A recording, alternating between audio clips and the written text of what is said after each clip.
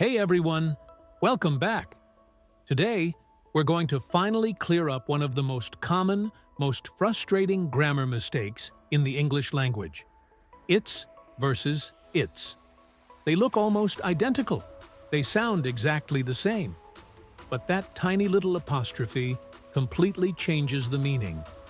And once you understand the difference, trust me, your writing will instantly look more polished, professional, and confident.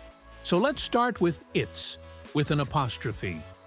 Think of the apostrophe as a little signal telling you that something is missing. In this case, itis is a contraction, which is just a fancy word for a shortened form of it is, or it has. That is its only job. Nothing else. For example, you can say, "It's a beautiful day outside." What you're really saying is, "It is a beautiful day outside."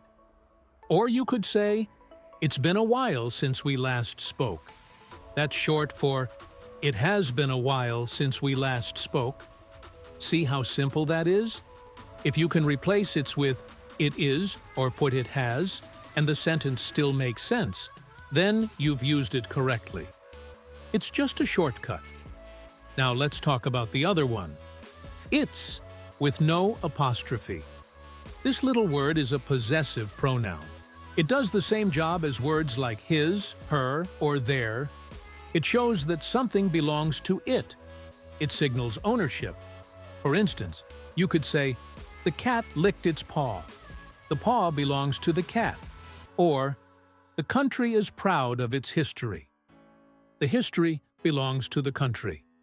Another one, "This phone is great, but its battery life is terrible." The battery belongs to the phone. You see the pattern here? Without the apostrophe, its is all about possession. With the apostrophe, its is just a stand-in for it is or it has. So, why do so many people get this wrong? It's a fair question, and honestly, the English language sets a bit of a trap for us here. Normally, when we want to show possession, what do? We add an apostrophe plus S. For example, John's car, the manager's decision, or the dog's toy. So our brain is trained to think apostrophe S equals possession. But pronouns are different. We don't say his, hers, or theirs. And in the same way, we don't write its to show possession. That's why its, without apostrophe, is the correct possessive form. We don't write his book for his book, or hers bag for her bag. We just use the words his and her. And in exactly the same way, we don't use its to show possession. The correct possessive form is just its, no apostrophe needed. It follows the same rule as other possessive pronouns like his, hers, yours, and theirs. None of them use an apostrophe for possession. Now, you might be thinking, does this really matter? It's just an apostrophe. And I get it. In a casual text to a friend, maybe not. But in almost any other context, it matters a lot. These small details are often the difference between looking sharp and looking sloppy. If you're a student, simple grammar slips like this can literally cost you marks on an essay or report. Your professor will notice. In the professional world, sending a business email or a proposal with its and its misused can make you look careless or unprofessional. It can subtly undermine your credibility. Even on social media, where things are more relaxed, writing correctly makes your message clearer and more impactful. People, especially potential clients or employers, pay attention to these little details, even if they don't say it out loud. It's about presenting the best version of yourself, and clean, correct writing is a huge part of that. Okay, so how do you make sure you never make this mistake again? I'm going to give you the golden rule, the one simple trick you need to remember forever. I call it the "it is" test. It's foolproof.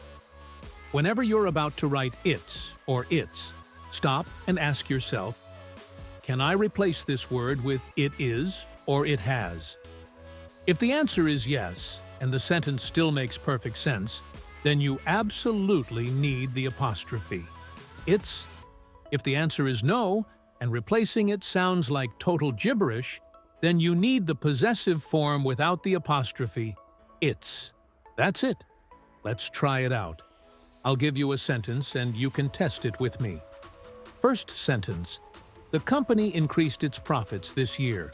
Let's apply the test. Can we say, the company increased its profits this year? No, that sounds completely wrong. So, what's the answer? It has to be it's, no apostrophe. The profits belong to the company. Next one. It's going to be a long night. Let's test it. Can we say, it is going to be a long night? Yes, that works perfectly. It makes complete sense. So, we need the apostrophe. It's. Let's do another. The dog wagged its tail excitedly.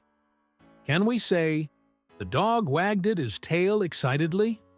Of course not. That's nonsense. The tail belongs to the dog. So, we need the possessive it's. One more for good measure. It's been a pleasure meeting you. Can we say, it has been a pleasure meeting you? Absolutely. It sounds natural and correct.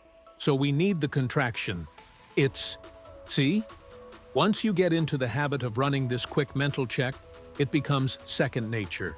It takes 2 seconds and saves you from a common and very noticeable error. So, here is my challenge for you.